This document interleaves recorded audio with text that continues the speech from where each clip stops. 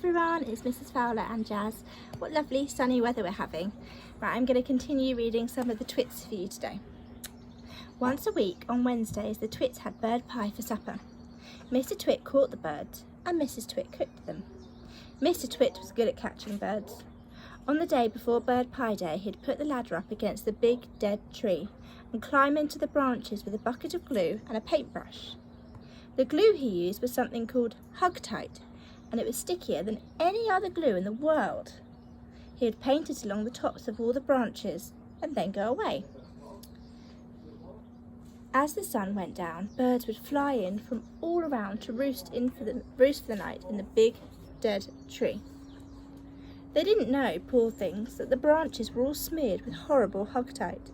The moment they landed on a branch, their feet stuck, and that was that. The next morning, which was bird pie day, Mr. Twit would climb up the ladder again and grab all the wretched birds that were stuck to the tree. It didn't matter what kind they were, song thrushes, blackbirds, sparrows, crows, little jenny wrens, robins, anything. They all went into the pot for Wednesday's bird pie supper. 4 sticky little boys. On one Tuesday evening, after Mr. Twit had been up the ladder and smeared the tree with Hug-Tight, 4 little boys crept into the garden to look at the monkeys. They didn't care about the thistles and stinging nettles, not when there were monkeys to look at. After a while they got tired of looking at the monkeys, so they explored further into the garden and found the ladder leaning against the big dead tree.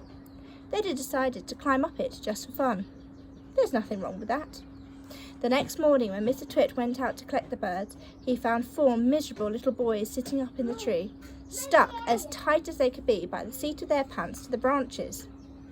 There was no birds because the presence of the boys had scared them away. Mr. Twit was furious. "As there are no birds for my pie tonight," he shouted, "then it'll have to be boys instead." He started to climb the ladder. "Boy pie might be better than bird pie," he went on, grinning horribly.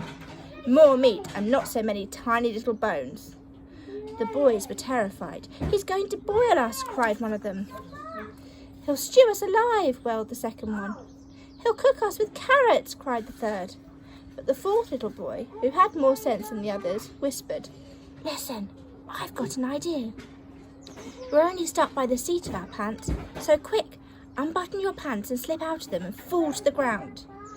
Mr. Twit had reached the top of the ladder and was just about to make a sudden grab for the nearest boy when they all suddenly tumbled out of the tree and ran for home with their naked bottoms winking in the sun.